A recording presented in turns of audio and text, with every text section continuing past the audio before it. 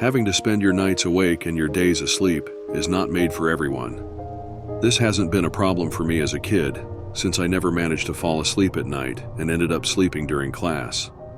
I lost count of how many times I woke up to my teacher shouting my name and my classmates staring at me. When I turned 16, I had to start thinking about what career I wanted to pursue. Because I usually am wide awake at night, I figured I could become a security guard who works the night shift. I look intimidating as I am tall and often go to the gym, so my sole appearance would tell people not to try and mess with me. Although in fact, I'm not as tough and strong as I look. That being said, it appears my experience in the field has led me to quite a unique job opportunity. My boss approached me and asked if I was interested in guarding a hospital for 3 days. He mentioned the job would pay exceptionally well compared to my previous jobs, as it requires experience and a trustworthy person. The opportunity of working in a hospital has not yet been offered to me during my time working here, and it seemed like quite the challenge. If I managed to fulfill the job as expected, it might also result in a salary increase. I accepted the offer wholeheartedly, as declining would be foolish. I remember my boss looking relieved upon hearing my response. Supposedly, he struggled to find any other security guards willing to take on the job. "You will start next week on Thursday. Make sure to be there before 10 p.m., he said, shaking my hand. I shook his hand with a huge smile on my face, ecstatic to get started. "You bet, sir." In the days leading up to the assignment, I guarded a few uneventful shifts at various places, such as a university and a McDonald's. I was happy, however, when the day of the unique opportunity arrived. Not wanting to be late, I drove to the hospital around 8 p.m. It's only a 30-minute ride, but you never know what might happen. I also figured getting to know the place wasn't such a bad idea. I mean, how am I supposed to guard a building I don't know the layout of? I didn't want to screw this up, as it pays me 3 times what I usually make. It was surprisingly busy on the road, which led me to arrive at the hospital around 8:40 p.m. I got out of my car and made my way to the front door. The building seemed medieval, as it was made from bricks and had this Romanesque charm. The building wasn't big, in fact, it's rather small. From the outside, it seemed the building has 3 floors with short hallways. I pushed the front door open and greeted the lady at the counter. Her smile radiated a welcoming, soothing feeling, easing me of any nerves in an instant. "Hello, I believe I was hired for the night shift at this hospital. I'm a bit early, though. I was supposed to start 10 p.m. "What's your name, darling?" she asked, maintaining her inviting smile. "I'm Jake," I replied confidently. She started typing on the PC in front of her, seemingly checking whether I was speaking the truth. I mean, you never can be too sure. Some crazy people would pretend to be a night shift security guard. "Is your boss Michael?" "Yes, ma'am." "All right, one of the other security guards will be here shortly to explain the procedures. Would you like a cup of coffee in the meantime?" "I would love a cup of coffee." "Could it be black?" I asked with a grateful face. She chuckled and left to get me my coffee. A few minutes later, she returned with a cup of coffee. It tasted amazing, unlike I've tasted before. Everything seemed to fall right in line, because a security guard approached me right as I finished my coffee. The security guard looked at me with skeptical eyes, judging my appearance before saying, "You must be the security guard, huh?" I didn't expect someone so young to show up for the job, but that doesn't matter if you do as I say. I got out of my chair and held out my hand to shake his hand. "Nice to meet you, sir. I assume you will be showing me around," I asked confidently. I was always taught that it's important to look confident even though you might not feel confident, as it leaves a positive impression on the people you work for. However, the security guard in front of me, 6'7" and quite the physique, made it difficult for me to not feel intimidated. "Follow me," he ordered. I followed him, and we made our way to the security room. He proceeded to show me how the cameras operate and gave me a tour around the building. He told me some basic security rules which I've heard too many times. "Oh, there's one last thing," he mentioned as he was leaving. "You see that paper on the desk? Read it. It contains a list of rules that you must follow. If you don't, we'll know." I hope you are professional enough to take them seriously and follow them, no matter how bizarre they might seem." I looked at him dumbfounded, but swiftly regained my composure and assured him I would follow the rules. "Good luck, kid," he said as he left the room. I watched him leave as the clock positioned above the door told me that it was 9:30 p.m., which meant I had 30 more minutes before my shift officially started. The paper stated a total of 7 rules. Rule 1. Your shift will begin at 10 p.m. Make sure that you are inside the security room by that time.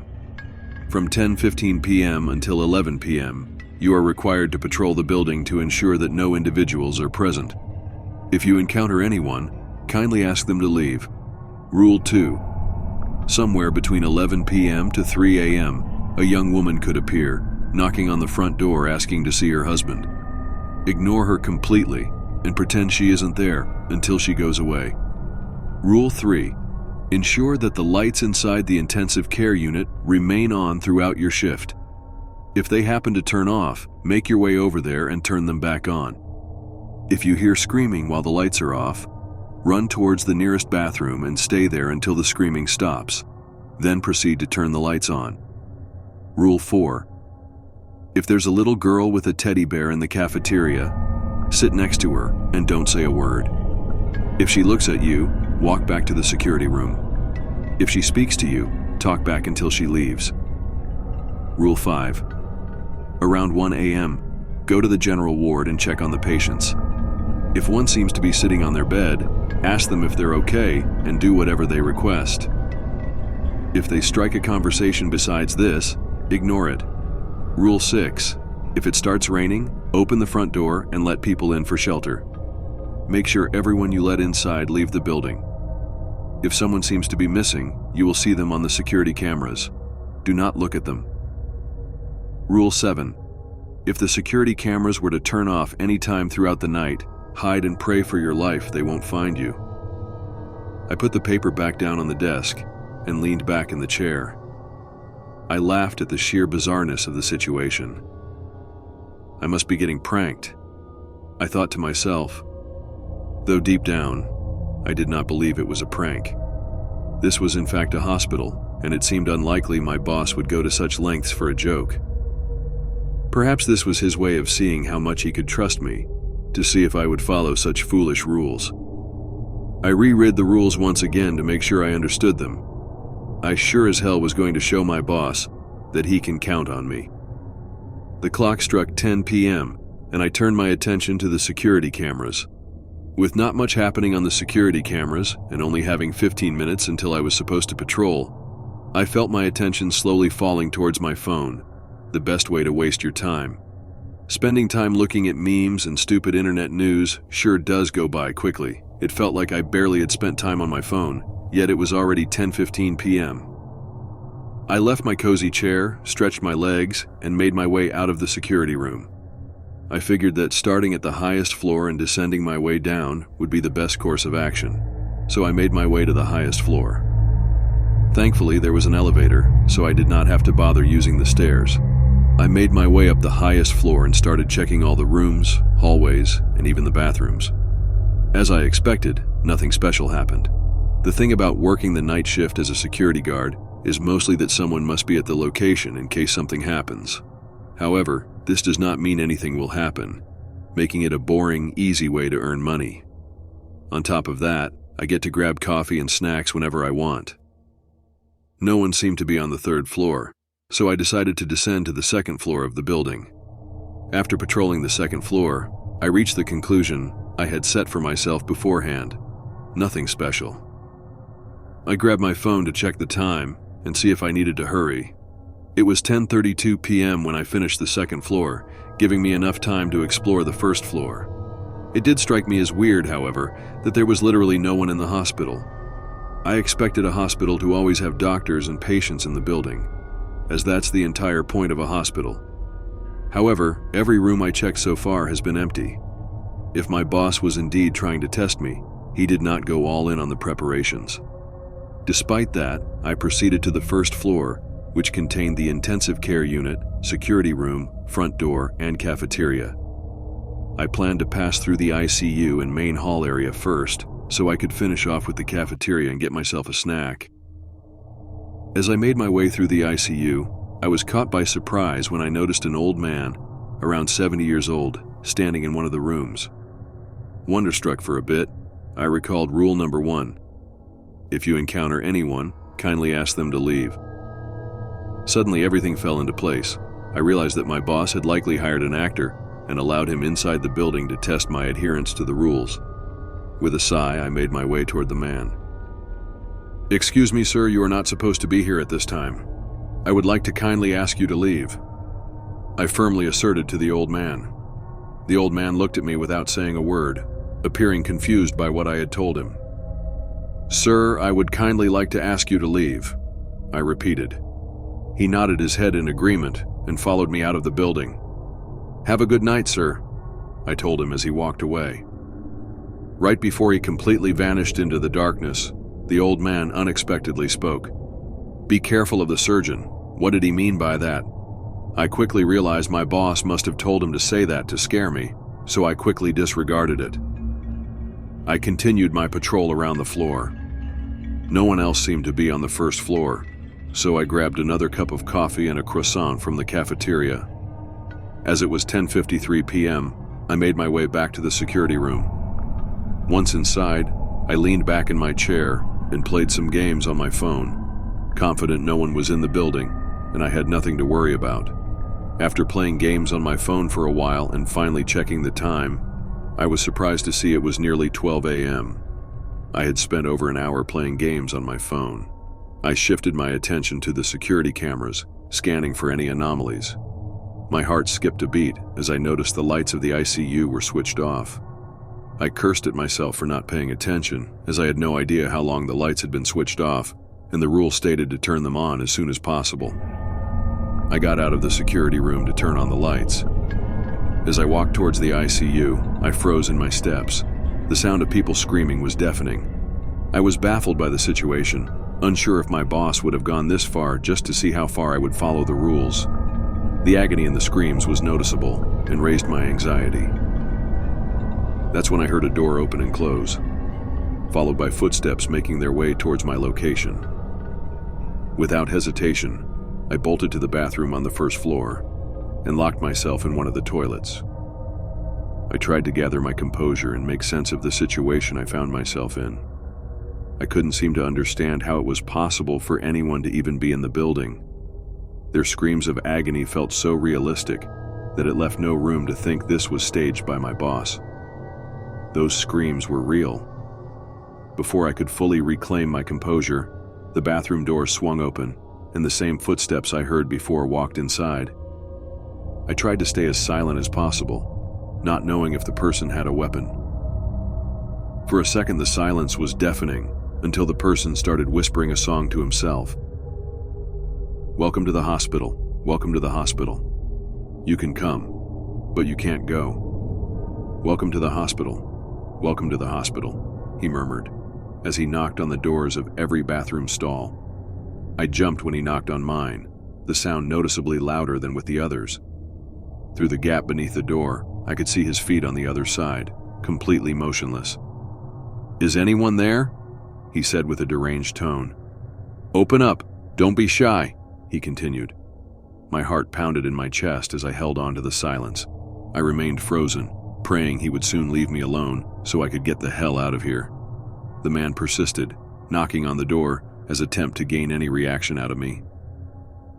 "Come on, Jake, I need your help with something," he cried out desperately. I felt my blood turn cold at the sound of him mentioning my name, unsure as to how he could have known it. I stayed still and did not make a sound. After a couple of minutes, he gave up and walked out of the bathroom. Right before he left, one more sentence left his mouth. "See you soon, Jake." I did not leave the bathroom for another 10 minutes until the screaming had finally stopped. I unlocked the bathroom stall I was in and slowly opened the door that led towards the main hall, making sure no one was in sight. I exited the bathroom and slowly made my way to the ICU to turn the lights back on. Right after I turned the lights on, I ran towards the security room, as it suddenly felt like the only safe place in the building. As I let myself fall into the cozy chair, I looked at the time displayed on my phone, which indicated 12:51 a.m. Still full of adrenaline of what had just happened, I quickly reread all the rules to see if I had acted the way I was supposed to. Thankfully, that was the case. As I got to Rule 5, I was given a lovely reminder to check up on the patients around 1 a.m. and fulfill any wishes they had. Though I was not too sure if I was ready for another endeavor, I was more afraid of what might happen if I don't oblige to the rules. Despite, during my patrol, I did not see anyone in the patient rooms, so how could there be anyone? I made my way up the stairs, this time reluctant to use the elevator, feeling like it might stop working. Besides, it's only one floor, so I might as well use the stairs. As I stepped on the second floor, my heartbeat started increasing slightly, as I did not know to expect. As I made my way to the patients, I started to hear excessive coughing from one of the rooms. I decided to go past the rooms one by one to make sure I did not skip any of them.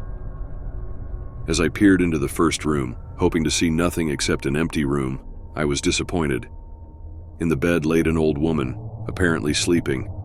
She had 2 tubes inside her nostrils and a needle in her arm. This is when I realized I hate the sight of people in these conditions. In every room were patients who seemed either extremely sick or extremely wounded. Whilst making my way throughout the hallway, the coughing sound became louder as I slowly made my way toward the source. Of course, it was in the last room. In case it was that maniac in the bathroom from before, I'd have to run the farthest. All the other patients were sleeping. As I made my way to the last and final room, I took a deep breath before walking in. Despite my nervousness, I stepped into the doorway and looked at the man. The man was sitting on the bed, elbow in front of his mouth and coughing like he had been the past few minutes. When he noticed me, he tried to speak. "Why, he muttered, trying to stop his coughing. For a second, I was caught off guard. This guy seemed to be an actual patient. I even felt pity for him. I couldn't imagine what it'd be like for him. I quickly ran down to the cafeteria to grab a cup of water and bring it to him. As he saw me standing in the doorway, his hand signaled me to come closer and hand him the cup of water. I walked towards him and handed it to him. He drank it so fast I figured he had beaten a world record. He collapsed on his bed and thankfully stopped coughing. "Thank you," he exclaimed. "No problem, man, you seemed like you needed it," I replied. After a minute of sitting in the silence with the man, I figured it was time for me to leave the room, as I did what he asked. Besides, he didn't seem to be much of a chatter. He was just happy to have had his water. As I made my way to the door and wanted to grab the handle, he spoke. "Where are you going? Come sit with me, my friend." A chill went down my spine as I heard him speak. His entire tone changed from before, and he sounded serious. I slowly turned my head back to him, realizing I had no choice but to do what he asked. I sat down next to him on the bed. What's up?" I tried to say confidently, but failing in doing so. "I'm not going to hurt you, son. I appreciate you helping me. You see, the surgeon stuffed a can of cinnamon down my throat, which led me to be unable to breathe. I wanted to tell you to be careful, because he's still wandering the building." "He stuffed cinnamon down your throat?" I asked in disbelief. That's when I remembered what the old man from before had said. "Be careful of the surgeon." Yes, he did. I wanted to warn you. This seems to be your first time here. I figured you'd like to know there's a maniac inside the building.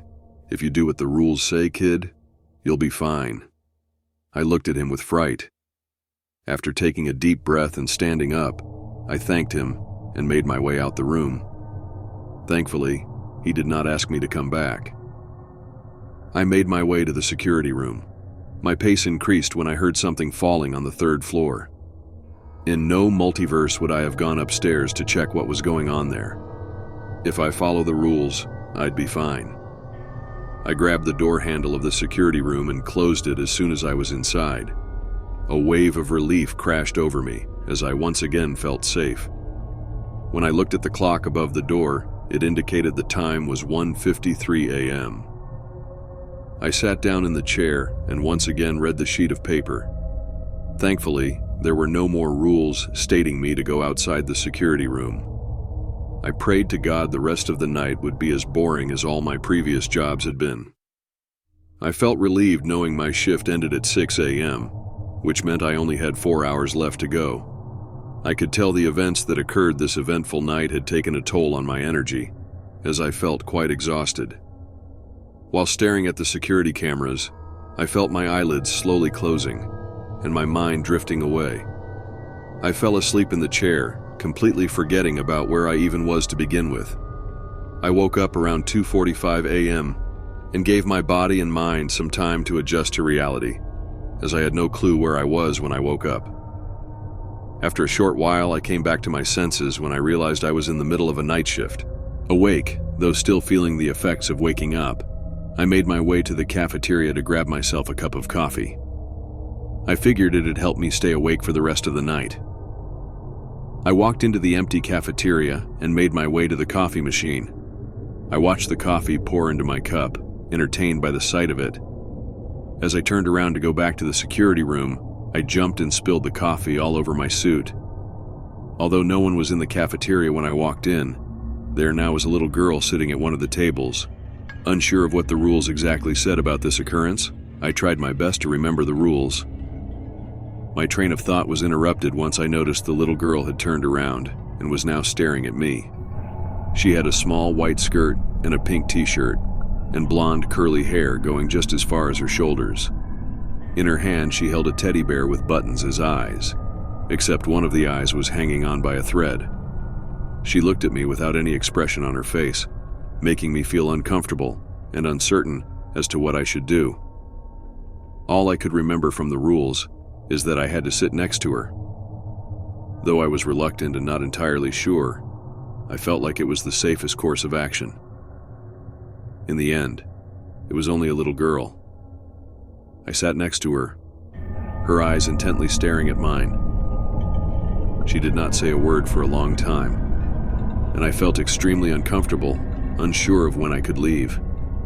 That is when she started giggling, covering her mouth with one hand, while still holding her teddy bear with the other.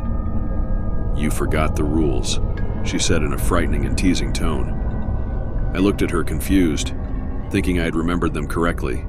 She could see the panicked look in my eyes, enjoying the sight of it. "Want to play hide and seek?" she excitedly asked. "I'll count to 60, and then we will look for you." I did not bother to ask who "we" was. She looked at me like a kid looks at candy in a candy store. I ran to the security room, leaving my coffee next to the little girl. As I ran away, I could hear her counting. 1, 2, 3, forever with me you'll be. 4, 5, 6, in the darkness you'll cease to exist. I locked myself in the security room and quickly grabbed the rules as I reread Rule 4. If there's a little girl with a teddy bear in the cafeteria, sit next to her and don't say a word. If she looks at you, walk back to the security room. If she speaks to you, talk back until she leaves. My throat turned dry as I realized my mistake. As I realized I had broken one of the rules, I remembered her mentioning hide and seek. That's when suddenly, all the security cameras turned off. Rule 7. If the security cameras were to turn off any time throughout the night, hide and pray for your life they won't find you. I completely lost it, as I did not know what to expect, nor where to hide. All I knew is that the security room was too obvious for me to stay in, as there's no way I could escape from here. Overtaken by adrenaline, it felt like my body was moving on its own. I reached for the front door and frantically tried to open it. The door didn't budge, no matter how hard I kicked. 52, 53, 54, 55. Prepare to run for your life. The little girl sang from inside the cafeteria. Despite feeling mentally overwhelmed, making me feel dizzy and close to passing out, my body had gotten a mind of its own. I ran up the stairs to the second floor, to the room of the patient I had given a cup of water. I opened the door to his room, only to see he was no longer there. That did not matter to me at that point, however, as I just wanted to find a proper hiding spot. By the time I was inside the room, I could already hear the little girl frantically laughing and singing as she had counted to 60. Unsure of how long I had left before she would be coming to this room, I decided I had to hide as soon as possible. I looked around the room for any suitable hiding spots, but there seemed to be none. The best option I seemed to have was to get inside the ceiling, as it was made from plates that could be pushed up. I stood on the bed to get closer to the ceiling and hopefully pull myself up. I accidentally kicked the photo from the nightstand next to the bed.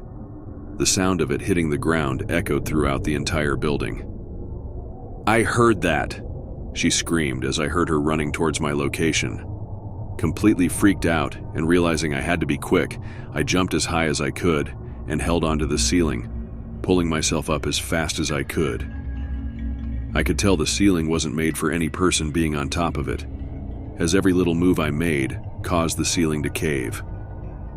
Once I made it up above the ceiling, I blocked off the square hole and laid completely still, not wanting to make a sound or have the chance of the ceiling falling. I could hear the little girl enter the room excitedly, tiptoeing around. "I know you're in here. I heard you drop something," she said in a playful tone, enjoying every second of it. My heartbeat skyrocketed throughout the entirety of the situation, unsure whether she would find me or not. She poked into the ceiling with a broom, trying to figure out if I was there or not. Though I almost jumped once I felt the vibrations of the broom touching the ceiling, I managed to lay still and not make a sound. "I guess you're not here then," she said disappointingly as she walked out of the room and continued to keep searching. I could feel the ceiling giving in to my weight, which meant I had to find a different hiding spot. After a couple of minutes and making sure she was no longer nearby, I slowly descended back into the room, being as quiet as I could. I peered my head into the hallway to see if anyone was there, but no one was in sight. I made my way through the hallway with the smallest steps I could make, flinching at every sound I heard. I figured I should hide on the first floor since she had already checked the entire floor already. Though I did not know exactly where she was, I figured she would be upstairs. I slowly made my way downstairs, making sure no one was there. As I heard her shoes touching the floor of the floor above me, I knew I was safe to walk on the first floor for a while. This seemed to be a horrible conclusion, because the moment I turned the corner, I could see the silhouette of a man standing near the ICU. I could see his face turn to me. I quickly jumped behind the wall, hoping he had not seen me. "What is a patient of mine doing out of his room so late?" the man asked. Realizing I did not have long before he would be here, I had two options. My first option was to go back upstairs and hope I would not encounter the girl, and maybe find a hiding spot there. The second option was to run to the bathroom once again in hopes I'd be safe there. I didn't like either of those options, as I felt either of them would lead to me getting caught. Though I did not feel like I had the time to go back upstairs at all, I quickly ran towards the bathroom. Right before I wanted to enter the bathroom, I noticed the janitor's closet right underneath the stairs. Feeling like it's my best chance of survival, I opened the door and hid myself behind a container and a pile of trash bags. "Come on now, I need to inspect your organs," the man proclaimed as I heard him open the bathroom door. His voice sounded familiar, but at first I did not seem to understand why. That was until he finished searching the bathroom. "You were smart enough to hide somewhere else this time. I'm impressed you are not as stupid as you look," he said as I realized who he was. The guy sounded exactly like the maniac I had encountered before. My blood froze to the fact that he knew where I was all along. He opened the janitor closet and looked around for a bit, but decided it was too small for someone to hide in, so he closed it soon after, leaving me in utter darkness, horrified to do anything. I stayed in there for the rest of the night, not getting out until I knew it was completely safe. I could hear a drill, followed by a man screaming in agony. The man, who I assumed was the surgeon, laughed maniacally. I grabbed my phone to see how long I had left until the nightmare was over. 5:45 a.m. Only 15 minutes left until the staff of the hospital would come in for their daily shift. I just had to hold on for a little bit longer. I ended up falling asleep in the closet, feeling completely hopeless and defeated, exhausted from the night I had witnessed. I was woken up by a kind old man who seemed to be the janitor, who seemed surprised to see a security guard hiding behind his equipment. "Rough night?" he asked, though he knew the answer based on my expression. "It's over. You can come out now." I got back on my feet and walked back into the hallway. The hospital looks completely different during the day than it does at night. Instead of being unsettling, it seemed like a nice place. I thanked the janitor for his kindness and got the hell out of that place. I drove home and collapsed on my bed. I still could not comprehend what I had witnessed. It all felt like a fever dream. I told my boss I was sick and did not bother to answer his phone calls. After a week, I returned to my regular uneventful shifts. Though the boredom might be horrible, I do not mind it at all. In the end, anything is better than having to spend the night in that hospital.